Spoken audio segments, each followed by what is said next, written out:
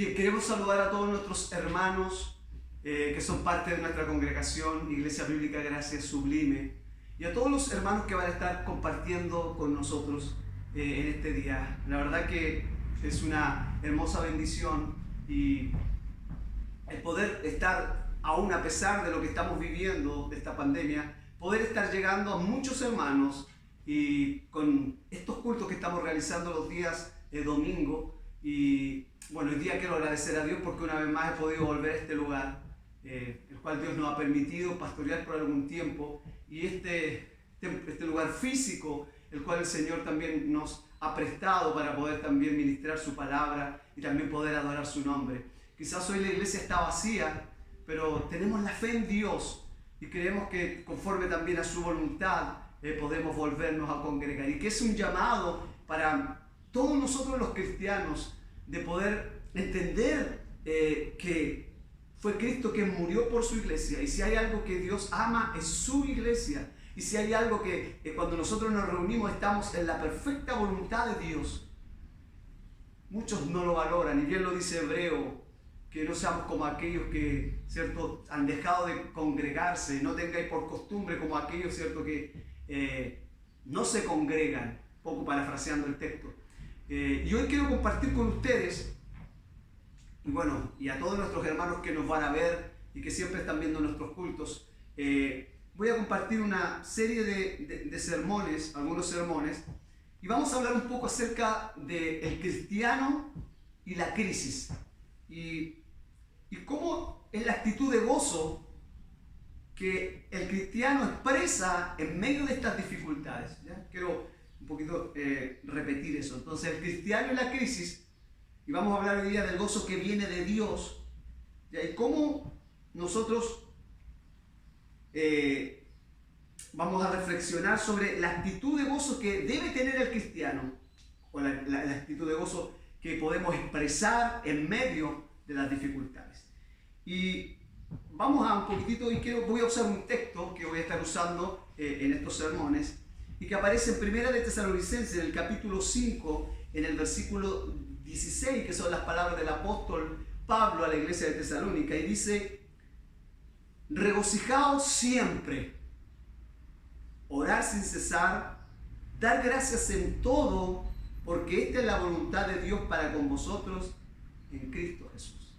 Sé que estar regocijados siempre, aún en medio de las dificultades, no es fácil, pero es lo que hoy día vamos a estar compartiendo, ¿ya? Esa actitud que tiene el cristiano, esa actitud de gozo que tenemos que tener, ¿ya? O que podemos expresar en medio de las dificultades. Pero ante todo quiero invitarles a orar. Padre, quiero darte gracias, Señor. Primero por estar aquí en este lugar, quizás la iglesia está vacía, Señor, pero sé que por medio de esta palabra, Dios eterno, muchas vidas pueden ser bendecidas. Señor, te amamos porque tú nos amaste primero. Señor, te encontramos, Señor, porque tú nos encontraste primero, Señor. Te conocemos porque tú nos conociste antes de la fundación del mundo. Y, Señor, y preparaste nuestras vidas para andar en buenas obras, como lo dice tu palabra. Señor, ayúdanos, Señor, en esta hora. Espíritu Santo, asísteme en esta hora para poder predicar y ministrar tu palabra. Por Jesús. Amén. Bien, entonces vamos a partir con este sermón, el cristiano y la crisis. Y vamos entonces a reflexionar de la actitud de gozo que podemos expresar en medio de las dificultades. Y quiero comenzar hablando de una palabra que ya la he dicho en varias oportunidades, que es la palabra crisis. Porque es una palabra que estamos escuchando hoy muy repetida, ¿ya? ¿Por qué? ¿Por qué la escuchamos? Porque verdaderamente estamos viviendo una crisis económica a nivel mundial, y algunos expertos dicen que esto es cíclico, o sea, esto se repite regularmente cada cierto tiempo. En otras palabras, que después de las vacas gordas vienen las vacas flacas. Ahora, muchas veces no sabemos qué pensar frente a esta crisis que estamos viviendo, y en medio de esta pandemia vemos cómo a nuestro alrededor y oímos cómo hay despidos masivos, cómo empresas grandes se cierran. Vemos inflación, recesión, paros, aumento de paros no solo en nuestro país, sino también en los países alrededores, pobreza también alrededor de nuestros países, de nuestro país. Ahora, en este contexto en el que nosotros estamos viviendo, en medio de una crisis que se viene arrastrando por mucho tiempo, muchas familias cristianas viven momentos de prueba. Y es verdad que nosotros en medio de la prueba, en medio de la crisis, en medio de los problemas económicos, nos hacemos muchas preguntas. Y una de ellas es: ¿por qué Dios permite que suframos una crisis? Si somos sus hijos amados, que suframos una crisis como esta, con otras palabras. ¿Por qué no hay prosperidad continua? ¿Y por qué debe haber escasez? Son algunas preguntas que nosotros nos hacemos como creyentes y mucho más. ¿Por qué Dios permite que suframos este tipo de crisis si somos sus hijos amados? Ahora, es importante decir que esta crisis la cual estamos viviendo nos pone en alerta. Pero lo cierto es que siempre y a través de todas las épocas han habido crisis, catástrofes naturales y muchas otras cosas. Y el creyente siempre ha enfrentado adversidad, pero siempre lo ha hecho confiando en el Señor. Y podemos ir al Antiguo Testamento y recordar inmediatamente la sequía en los tiempos de José. Conocemos la historia de José y no quiero adentrarme en ella. También podríamos recordar lo que sucedió con Ruth y Noemí, estas dos viudas que también vivieron una escasez. Pero sí quiero adentrarme y recordar la traumática experiencia de Job. Y quiero decir algo importante, porque verdaderamente Job era un hombre justo, pero también este era un hombre rico materialmente. Y usted conoce la historia, lo que nos relata la Escritura, que un día el diablo se presentó ante Dios y le pidió a Dios permiso para tocar todas las posesiones de Job, acusándole que Job le servía solo porque Dios lo tenía bendecido. Esa es la acusación de Satanás. Tú o Job te sirve porque el Señor le dice: ¿no has considerado a mi siervo Job, que no hay otro como él? Job justo, recto. Y Satanás dice: sí, pero él te sirve porque tú lo tienes bendecido. Y verdaderamente Job era un hombre rico. Ahora, hay algo primero que podemos sacar de esto para seguir avanzando. Y a pesar de que Dios permitió a Satanás que tocara todas sus posesiones materiales, y luego, como lo vemos, hasta su propia carne, su propio cuerpo, esto nos enseña, y la historia de Job nos enseña la perseverancia de los justos. Dios permite a Satanás que le toque todo lo que tiene. ¿Por qué? Porque Dios sabía lo que él había puesto en Job. O en otras palabras, Job era un hijo verdadero de Dios. Son las palabras del apóstol Pablo en el libro de Romanos, cuando él dice claramente: ¿quién nos separará del amor de Cristo? Tribulación, hambre, persecución, angustia o desnudez. Porque Pablo dice: estoy seguro que ni lo alto ni lo bajo, ni principado, ni la muerte, ni la vida me podrá separar del amor que es en Cristo Jesús. ¿Qué está diciendo Pablo? Pablo está hablando no del amor que él tenía hacia Dios, está hablando del amor que Dios le tenía a él. Dios permite que Job sea probado, y quiero que lo entiendas hoy, porque Dios sabía lo que él había hecho en Job. Y quiero decir que el verdadero creyente, no importa la prueba que viva, no importa la dificultad que viva, si es un verdadero creyente, jamás abandonará su fe.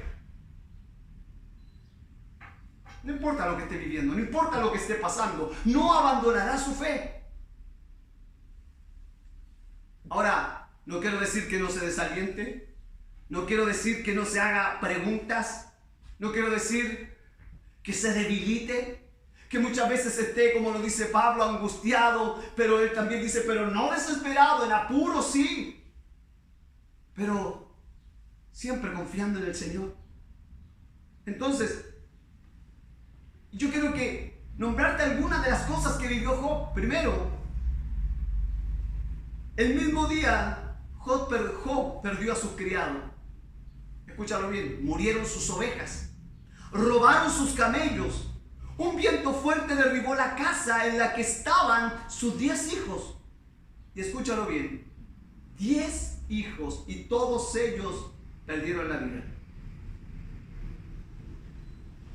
La pregunta es, ¿cómo reacciona Job ante esto? O ante esta tremenda dificultad y tremenda prueba. Y la pregunta es, ¿cómo reaccionas tú? ¿Cómo reacciono yo frente a estas circunstancias?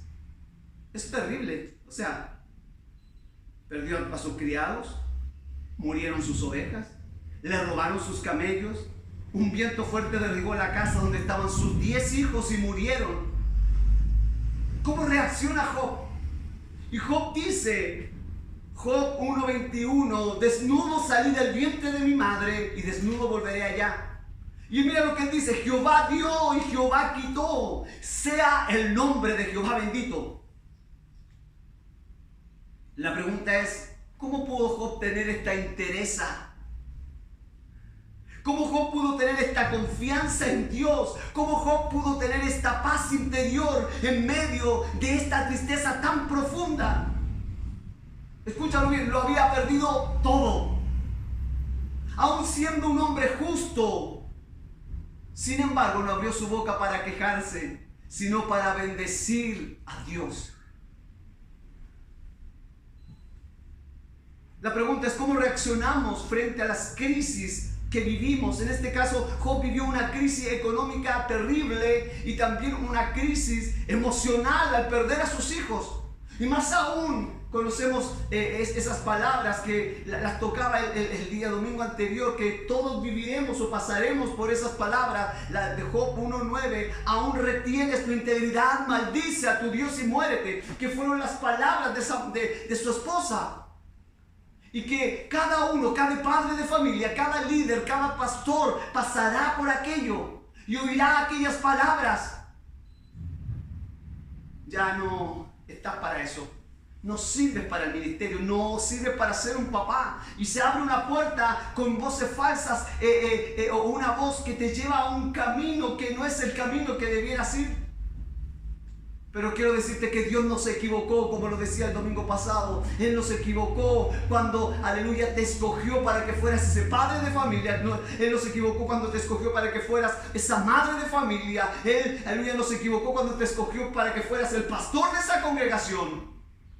Antes que Él te llamara, Él tenía en sus manos, y lo decía, una carpeta en la cual estaba escrito todo acerca de ti. Pero Él se sonrió y te llamó y te escogió aún para que fueras su hijo. Ahora, esta misma actitud que encontramos en la vida de Job es la misma actitud del profeta Habacuc. Y quiero ir a la escritura nuevamente, Habacuc 3:17-19. Aunque la higuera no florezca, ni en las vides hayan fruto, aunque falte el producto del olivo y los labrados no den mantenimiento, las ovejas sean quitadas de la majada, no hayan vacas en los corrales, con todo yo me alegraré en Jehová y me gozaré en el Dios de mi salvación. Escúchalo bien, Jehová el Señor es mi fortaleza, el cual hace mis pies como de sierva y en mis alturas me hace andar. Estas son las palabras de Habacuc en medio de la crisis. Y no quiero indagar para mucho tampoco en ello, adentrarme mucho. La pregunta es, querido hermano, ¿tienes tú esa paz y esa confianza en Dios, la cual mostró Job? En tiempo de escasez vives con ese gozo que tuvo Habacuc. Tenemos esa paz. Tenemos esa confianza que tuvo Job. Tenemos ese gozo que tuvo Habacuc. Mira, quiero leerte las palabras del pastor inglés John Wesley. Y mira lo que él dice. La última parte del hombre que se convierte es su bolsillo. Y ahora eso no cuesta o eso no significa que necesariamente nos cueste ofrendar. Sino más bien, y escúchalo bien, nos cuesta tener una visión cristiana del dinero. Una visión diferente a la que tiene el mundo. O la que el mundo nos ofrece. La pregunta es, ¿cuál es tu percepción del dinero? ¿Cómo ves las posesiones materiales? Ahora, esto es importante. Según sea así, será también tu visión de la vida en tiempo de crisis y en tiempo de escasez. O sea, la percepción que tú tienes del dinero, la percepción que tú tienes de los bienes materiales, será esa visión que tú tienes la que determinará cómo actuará tu vida en los tiempos de crisis y en los tiempos de escasez. Y Job tenía una percepción correcta de los bienes materiales. Dios dio y Dios quitó. Y ya vamos a entrar. Yo hoy voy a hablar. Este sermón contiene 10 verdades. 10 verdades de cómo el creyente debe vivir, o cómo sobre el gozo del cristiano, 10 verdades sobre el gozo del cristiano, o la actitud que el cristiano debe tener, o cómo debe entender y vivir el creyente. 10 verdades. Mira, y quiero llevarte, antes de entrar a las 3 que voy a tocar hoy, a esas 3 verdades del gozo del cristiano, quiero mostrarte la diferencia entre Judas y Zaqueo. Conocemos a Judas. Judas guardaba la bolsa con las ofrendas y la escritura dice que sustraía o robaba de ellas. ¿Por qué? Porque amaba el dinero. Y eso lo dice Juan capítulo 12 versículo 6. Ese era Judas. Amaba el dinero, robaba de la bolsa, el tesorero de Jesús.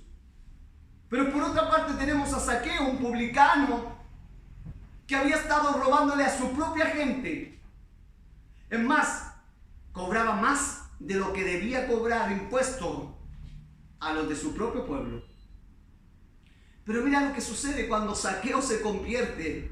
Él dice: Señor, la mitad de mis bienes doy a los pobres, y si en algo he defraudado a alguno, se lo devuelvo cuadruplicado. Lucas 19:8. La pregunta es, ¿eres como Zaqueo? Se ha convertido a Cristo, te has convertido a Cristo, se ha convertido a Cristo también esa parte de tu corazón que manda tu bolsillo. Mira lo que estoy diciendo, y no voy a hablar de mensaje de prosperidad, no, nada de aquello.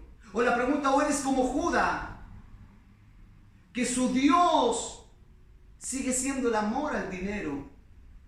Como cristiano, ¿tu Dios sigue siendo el amor al dinero? Y la pregunta es, ¿dónde está Dios respecto a este tema en tu corazón? ¿O dónde está el dinero? ¿En qué posición en tu corazón respecto a este tema?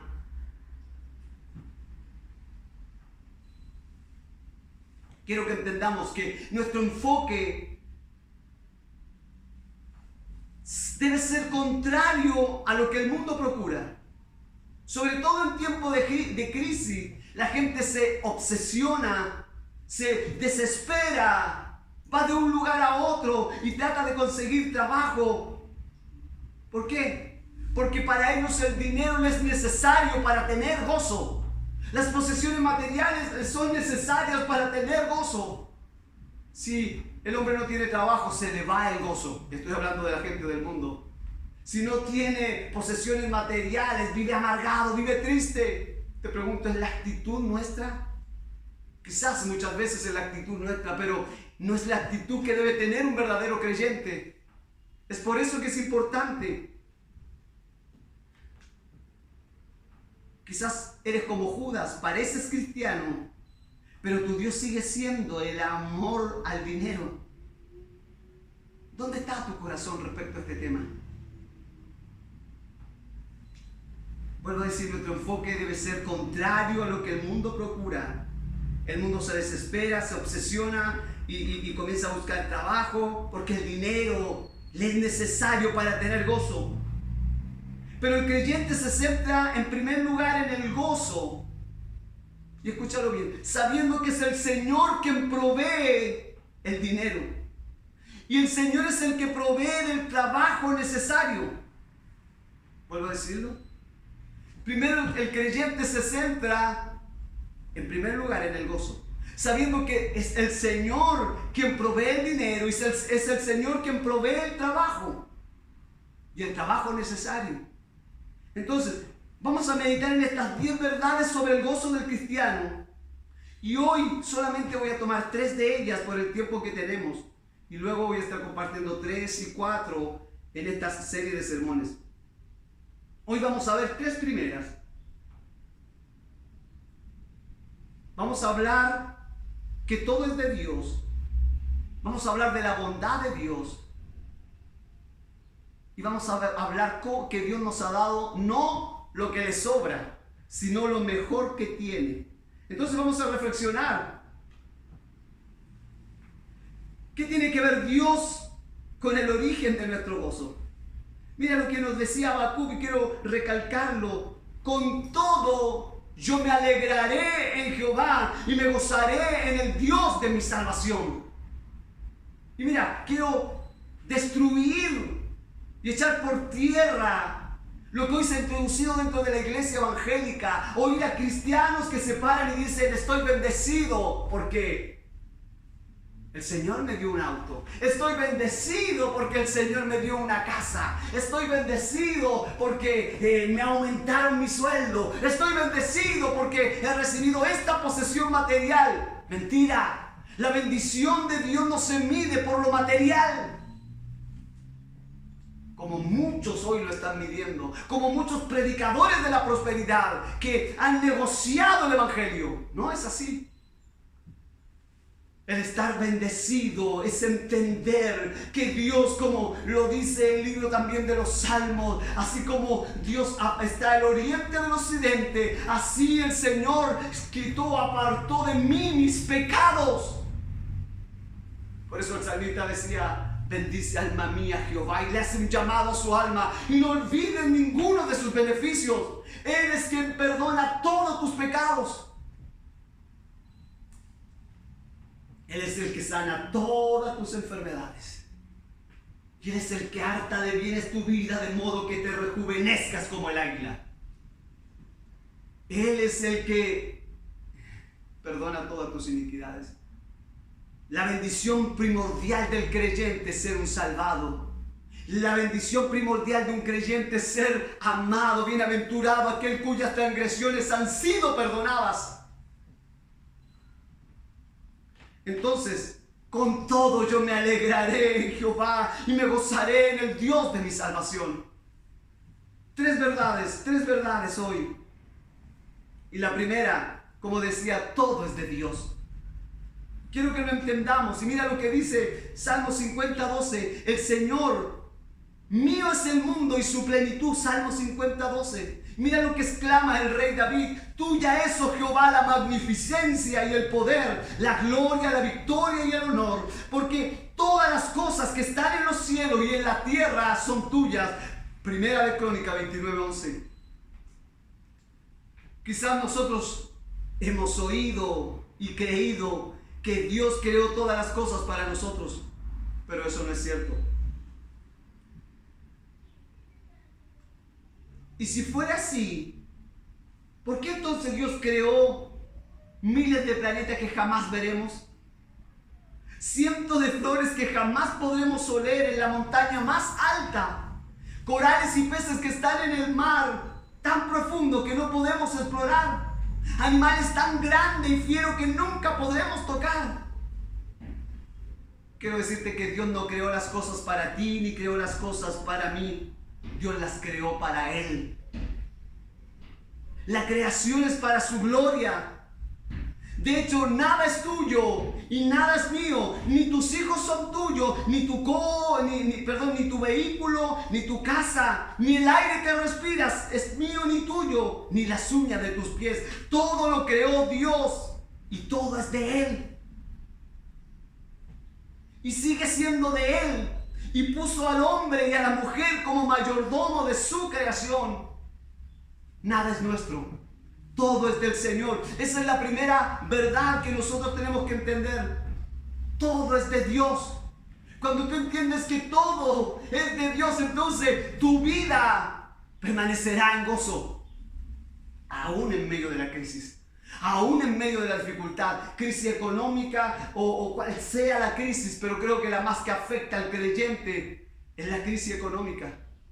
Y de hecho, la enfermedad, que son las que Job experimentó. Pero como dijo Job, yo sé que mi Redentor vive y aún del polvo de la tierra se levantará.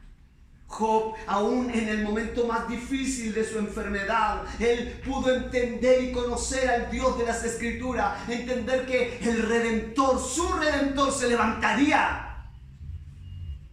Cuando tú estás en medio de la prueba, tú logras tener una revelación más correcta de quién es Dios.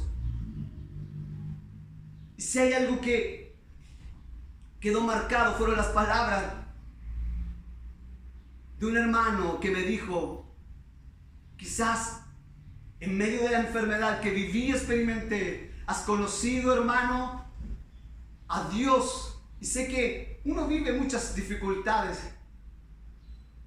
pero también debemos conocer a Dios en medio de las dificultades, de las pruebas, de las enfermedades. Aún cuando tú experimentas el estar a punto de que tu vida se va de tu cuerpo. Entonces, lo primero, todo es de Dios. Lo segundo que vamos a ver es que Dios es inmensamente generoso. O sea, por eso debe haber gozo en mí y gozo en ti, porque todo es de Dios. Dios lo creó todo para Él. Pero segundo, Él es inmensamente. ¿Por qué? Y esta verdad es espectacular, es maravillosa. Tanto como la primera. Tan generoso es Dios. Escúchalo bien, que permite que todo lo que es de Él sea tuyo y sea mío. O sea, yo puedo llamar mi casa, mi esposa, mi vida, mi dinero. En otras palabras, Dios nos da todas las cosas en abundancia. ¿Para qué? Para que las disfrutemos. ¿Dónde aparece eso, pastor? Primera de Timoteo 6:17. A los ricos de este siglo manda que no sean altivos ni pongan las esperanzas en la riqueza, las cuales son inciertas, sino en el Dios vivo que nos da todas las cosas en abundancia para que las disfrutemos. Es tan generoso nuestro Dios y lo es incluso con los incrédulos, aunque ellos no le dan la gracia. Ahí está demostrada la providencia de Dios para este mundo, y como lo he repetido algunas veces, que es una providencia solamente aquí en la tierra, porque lo que Dios nos ha dado a nosotros, aleluya, trasciende la eternidad, más allá del sol, porque todo lo que está debajo del sol, como lo dice Eclesiastés, vanidad de vanidades. Dios es inmensamente generoso porque todo lo que es de Él, Dios permite que yo lo pueda llamar mío y que lo pueda disfrutar. Y aún permite que los incrédulos, aunque no le dan gracia, aunque, aleluya, viven pensando que todo es suyo por méritos de ello, Dios es el que hace salir el sol para malos y buenos, que hace llover sobre justos e injustos. Mateo 5:45. La providencia de Dios, o como otros teólogos la llaman, la gracia común. Entonces hemos de estar agradecidos por tantas cosas las que nos da el Señor. Y cito nuevamente este texto: bendice alma mía Jehová, y bendiga todo mi ser tu santo nombre. Bendice alma mía Jehová, y no olvides ninguno de sus beneficios. Salmo 103, 1 y 2. Todo lo que tienes, todo lo que tengo, lo tenemos gracias a Dios.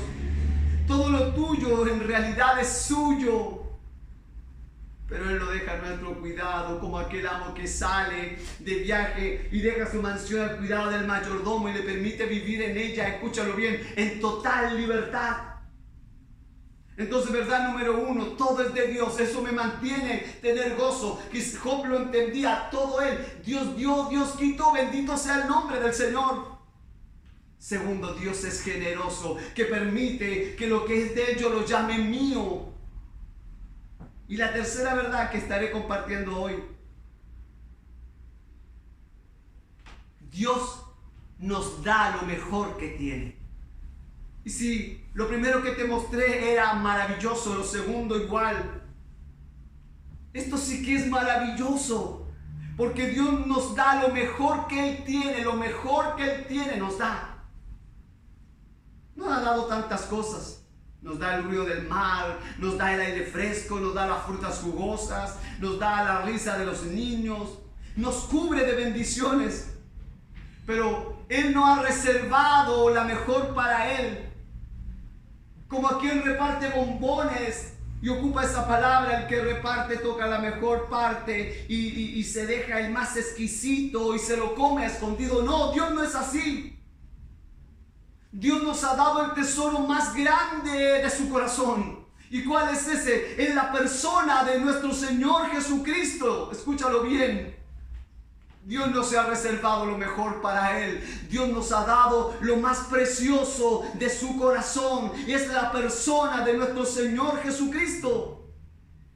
Entonces la pregunta es, si nos ha dado a Cristo, ¿cómo no nos dará con Él también todas las cosas? Como lo dice el texto de Romanos 8:32, el que no escatimó ni a su propio Hijo, sino que lo entregó por todos nosotros, ¿cómo no nos dará también con Él todas las cosas? Romanos 8:32.